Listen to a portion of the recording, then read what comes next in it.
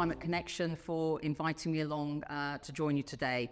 I'm Louisa Cilenti and I'm the Managing Principal of PH3 Capital Ventures.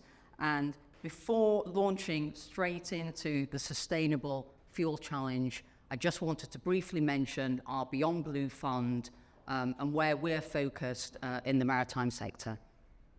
Next slide. Great. So we're launching a 45 million fund to invest in pre-seed to Series A UK and European clean maritime companies. We're very much focused on closing this gap for early stage investment in clean maritime technologies, which is significant. In 2023, VC-backed UK clean maritime startups received only $45.6 million against the overall UK VC investment raised of $22 billion that year, which was a record year.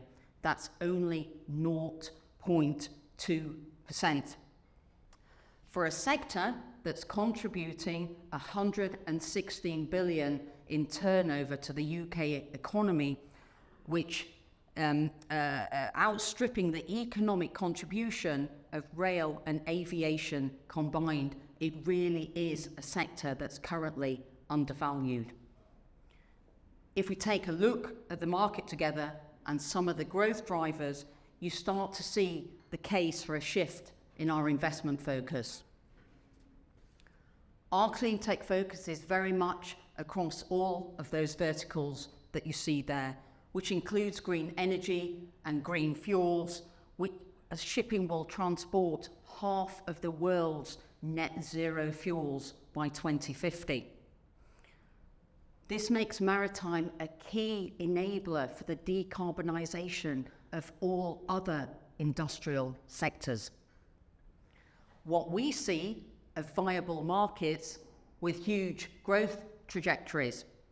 What we see in the market are solutions that are not only innovating how we do things today, but are reimagining how we do those things in a zero carbon context.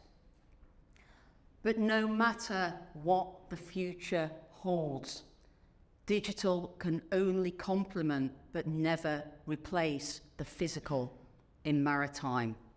The sector's critical role in global trade, in moving goods from A to B across countries and continents, it's here to stay, but it can be transformed positively.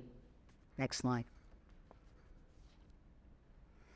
So what are maritime's eco-credentials? Well, shipping offers the cheapest mode of transport by far. It also offers the lowest carbon emissions by tonnage of freight transported. But it does contribute some 3% of global emissions. And how is the sector responding? Well, the IMO's revised greenhouse gas strategy that was introduced last summer is really pushing the sector to achieve net zero by 2050, along with every other major industry. And while the sector is rising to the challenge and embracing change, currently only 0.6% of vessels run on alternative fuels.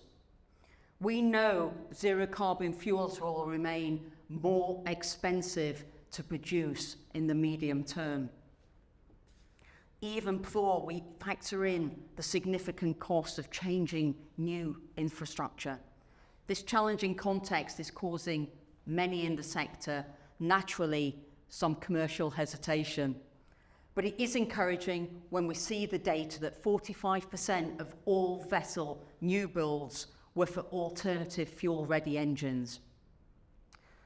What remains a significant challenge, and of course a compelling investment opportunity for us all, is that maritime decarbonisation could require as much as $2 trillion in investment for decarbonising green fuel production facilities alone by 2050. Not surprisingly, as investors, we're starting to pay attention. Next slide. which fuel will win. It's certainly one of the most pressing questions in the maritime sector currently. The simple answer? There isn't a simple answer. It's in our DNA as investors to try and find the next big winner. But when it comes to sustainable fuels, there isn't one category of fuel yet that will obviously come to dominate the fuel mix. Each has its advantages and disadvantages and multiple routes to scaling. And no two shipping companies are alike. Each is being left to figure out the fuel options all by itself, which is a further barrier to rapid adoption. Next slide.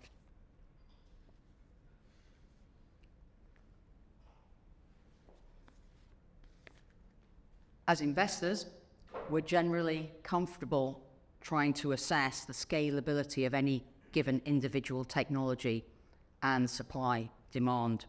But when it comes to fuels, and especially hydrogen and hydrogen-derived fuels, it really is a three-sided chicken and egg challenge, as the infrastructure is so critical. We need supply and demand and infrastructure all to ramp up together.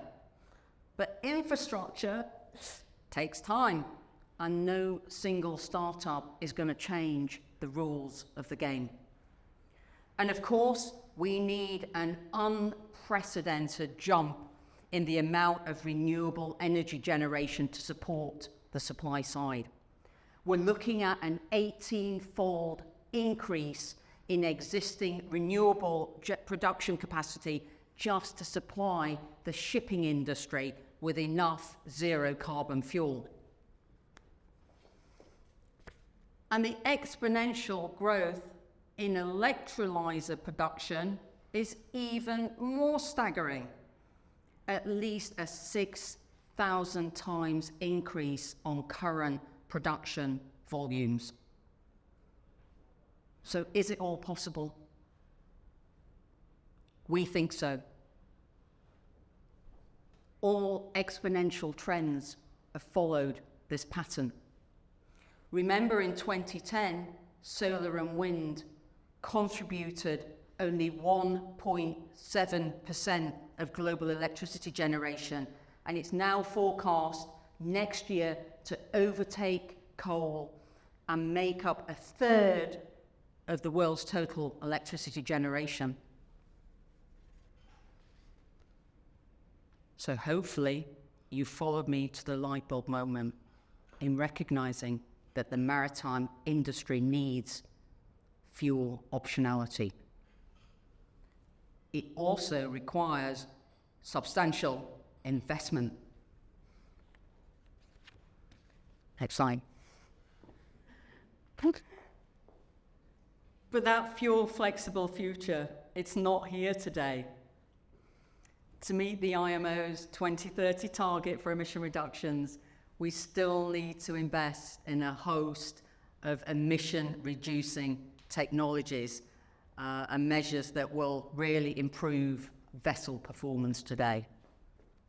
Next slide. Get to the exciting bit, the startups.